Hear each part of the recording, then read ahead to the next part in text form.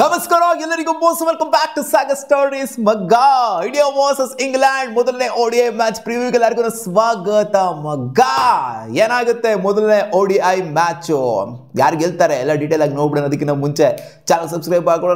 ಹಾಕೊಂಡು bell icon click ಮಾಡ್ಕೊಳ್ಳಿ ಮೊದಲನೇದಾಗಿ ಇಂಡಿಯಾದ ಜರ್ಸಿ ಆನ್ ವಿರಾಟ್ ಕೊಹ್ಲಿ ಯಾವ ತರ ಕಾಣಿಸ್ತಿದೆ ಅಂತ ನೋಡಬಹುದು ಹೊಸ ODI ಜರ್ಸಿ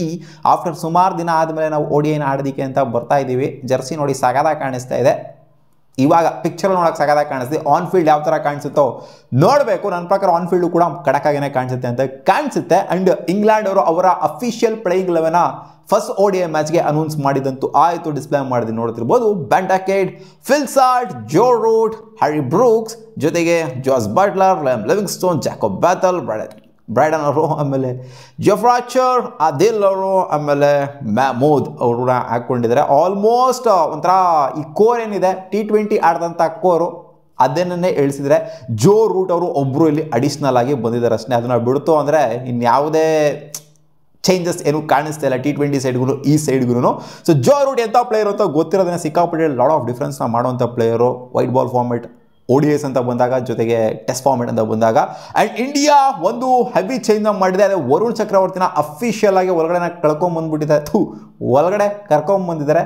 ಆದ್ದರಿಂದ ಇವ್ರನ್ನಂತೂ ಶ್ಯೂರ್ ಆಗಿ ನನ್ನ ಪ್ರಕಾರ 11 ಒಳಗಡೆ ಆಡಿಸುವಂಥ ಸಾಧ್ಯತೆ ಜಾಸ್ತಿ ಇರುತ್ತಿಲ್ಲ ಅಂದರೆ ಅವ್ರನ್ನ ತಗೊಂಡೇ ಬರ್ತಾ ಇರಲಿಲ್ಲ ಇವರು ಯಾಕಂದರೆ ನಮಗೆ ಇತ್ತು ಇನ್ನು ಸ್ಪಿನ್ ಆಪ್ಷನ್ಸ್ ಅಕ್ಷರ್ ಪಟೇಲ್ ಅವರು ಇವರೆಲ್ಲ ಇದ್ರು ಆರಾಮಾಗಿ ಆಡಿಸಿರ್ಬೋದಾಗಿತ್ತು ವರುಣ್ ಚಕ್ರವರ್ತಿನ ಏನಕ್ಕೆ ಕರ್ಕೊಂಬಂದಿದ್ದಾರೆ ಅಂತಂದರೆ ಗೆಲ್ಲಬೇಕು ಗುರು 3ಕ್ಕೆ 3 ಮ್ಯಾಚ್ನು ಗೆಲ್ಲಬೇಕು ಆ್ಯಂಡ್ ಇವರ ಪರ್ಫಾರ್ಮೆನ್ಸ್ ಇಲ್ಲಿ ಸಾಕಾಗಿತ್ತು ಅಂತಂದರೆ ಯಾಕೋ ಅಕ್ಷರ್ ಪಟೇಲ್ ಅವ್ರನ್ನ ಎತ್ತಂಗಡಿ ಮಾಡ್ತಾರ ಚಾಂಪಿಯನ್ಸ್ ಟ್ರೋಫಿ ಸ್ಕ್ವಾಡಿಂದ ಅಂತ ಒಂದು ಸ್ವಲ್ಪ ಡೌಟ್ ಬರ್ತಾಯಿದೆ ನನಗೆ ಸೊ ನನ್ನ ಪ್ರಕಾರ 11ಅಲ್ಲಿ ನಾನು ನಿನ್ನೆ ಹೇಳುವಂಥ 11ಅಲ್ಲಿ ಅಕ್ಷರ್ ಪಟೇಲ್ ಅವ್ರನ್ನ ಇಟ್ಟಿದ್ದೆ ಇಲ್ಲ ಗುರು ಇವ್ರು ಆಡಬೇಕು ಅಂತ ಹೇಳಿದ್ದೆ ಇವಾಗ ಅಕ್ಷರ್ ಪಟೇಲ್ ಅವ್ರನ್ನ ಕೂರಿಸ್ಬಿಟ್ಟು ಜಡೇಜಾ ಮತ್ತು ಅಕ್ಷರ್ ಪಟೇಲ್ ಇಬ್ಬರನ್ನೂ ಆಡಿಸೋದಕ್ಕಿಂತ ಜಡೇಜಾನ ಒಬ್ಬರನ್ನ ಆಡಿಸ್ಬಿಟ್ಟು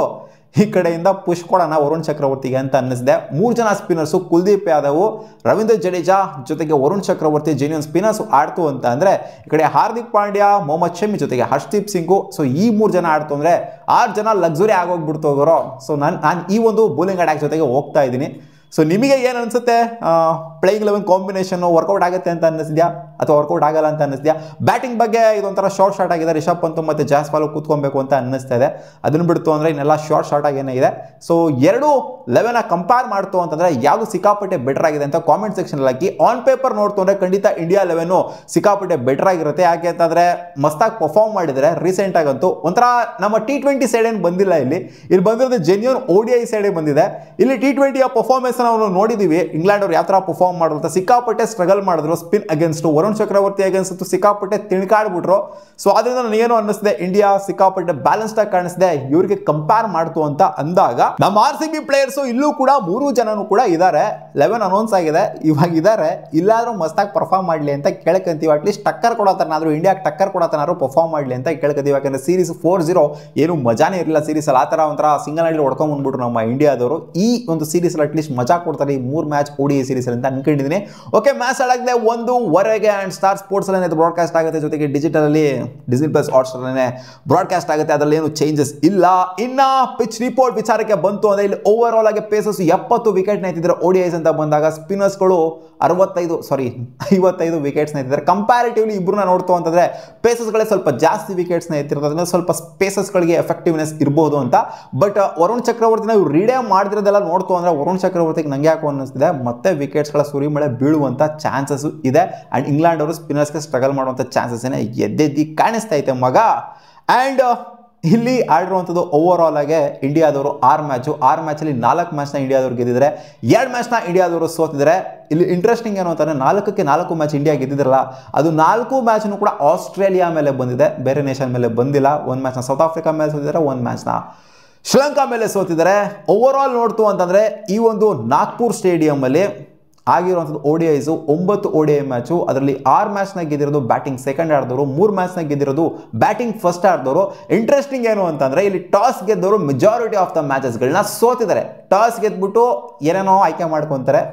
ಮೆಜಾರಿಟಿ ಆಫ್ ದ ಸಲ 5 ಮ್ಯಾಚಲ್ಲಿ ಬ್ಯಾಟಿಂಗ್ನ ಆಯ್ಕೆ ಮಾಡ್ಕೊಂಡಿದ್ದಾರಂತೆ ಅದರಲ್ಲಿ ಗೆದ್ದಿರೋದು ಒಂದೇ ಒಂದು ಸಲ ಟಾಸ್ ಗೆದ್ದಂಥ ಟೀಮು. ಯಾಕಂದರೆ ಪಿಚ್ಚು ಸಖತ್ತಾಗಿದೆ ಗುರು, ಹಾಕೊಂಡು ಗುದ್ದಿ ಚೆನ್ನಾಗೆ ರುಬ್ಬಾಕ್ಬಿಟ್ಟು ಚೇಸಿಂಗ್ ಕೊಡೋಣ ಅಪೋನೆಂಟ್ ಟೀಮಿಗೆ ಅಂತ ಯೋಚನೆ ಮಾಡ್ಬಿಟ್ಟು ಬ್ಯಾಟಿಂಗ್ ತಗೊಂಡಂತ ಟೀಮು 4 ಸಲ ಸೋತಿದ್ಯಂತೆ. ಅಂಡ್ 4 ಮ್ಯಾಚಲ್ಲಿ ಟಾಸ್ನ ಗೆದ್ದವರು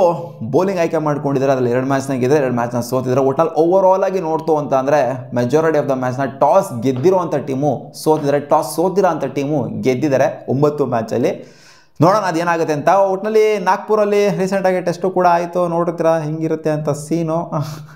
ಸೊ ಈ ಮ್ಯಾಚು ಕಂಪ್ಲೀಟ್ಲಿ ಡಿಫ್ರೆಂಟ್ ಆಗಿರುತ್ತೆ. ಅದು ರೆಡ್ ಬಾಲ್ ಫಾರ್ಮೇಟು, ಇದು ವೈಟ್ ಬಾಲ್ ಫಾರ್ಮೇಟ್ ಆಗಿರುತ್ತೆ. ಸೊ ಸ್ವಲ್ಪ ರನ್ಸ್ಗಳು ಹೈ ಸ್ಕೋರಿಂಗ್ ಗೇಮ್ಗಳನ್ನು ಕೂಡ ಇದರಲ್ಲಿ ಆಗಿದೆ. ಬಟ್ ರೀಸೆಂಟಾಗಿ 2 ಮ್ಯಾಚ್ನ ನೋಡ್ತು ಅಂತಂದರೆ ಒಂದು 250+ ಆಗಿದೆ, ಒಂದು 240+ ಸ್ಕೋರ್ ಆಗಿದೆ. ಫಸ್ಟ್ ಇನ್ನಿಂಗ್ ಸ್ಕೋರ್ ಹೇಳ್ತಾ ಇರೋದು. ಸೊ ಅದರಿಂದ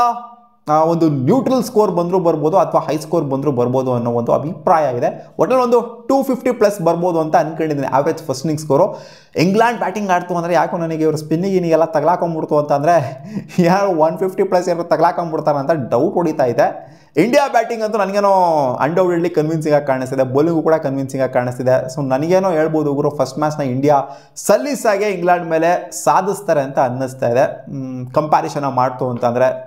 ನಿಮಗೇನು ಅನ್ನಿಸ್ತಾ ಇದೆ ಕಾಮೆಂಟ್ ಸೆಕ್ಷನಲ್ಲಿ ಕಾಮೆಂಟ್ ಮಾಡಿ ತಿಳಿಸಿ. ಆ್ಯಂಡ್ ಇಂಡಿಯಾ ಟಾಸ್ ಗೆಲ್ತು ಅಂದರೆ ಬ್ಯಾಟಿಂಗ್ ಆಯ್ಕೆ ಮಾಡ್ಕೊಬೇಕಾ, ಬೌಲಿಂಗ್ ಆಯ್ಕೆ ಮಾಡ್ಕೊಬೇಕಾ, ಇದನ್ನು ಕೂಡ ಹೇಳಿ. ನಾನು ಹೇಳ್ತೀನಿ ಇಂಡಿಯಾ ಟಾಸ್ ಗೆಲ್ತು ಅಂತಂದರೆ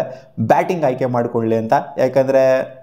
ಇವ್ರು ಏನಾದ್ರು ತಗಲಾಕೊಂಬಿಟ್ರು ಅಂದರೆ 150 ರನ್ಗೆಲ್ಲ ತಗಲಾಕೊಂಬಿಟ್ರು ಅಂದರೆ ನೋಡೋಕೆ ಬೇಜಾರಾಗುತ್ತೆ. ಅದರಿಂದ ಬ್ಯಾಟಿಂಗ್ ಆಯ್ಕೆ ಮಾಡ್ಕೊಂಡು ಚೆನ್ನಾಗಿ ಆಡಲಿ ಅಂತ ಹೇಳ್ತೀನಿ. ನೋಡೋಣ ಅದೇನಾಗುತ್ತೆ ಅಂತ. ಸಿಗೋಣ ಮುಂದಿನ ವಿಡಿಯೋದಲ್ಲಿ ಗಾಯ್ಸ್. ಬಾ.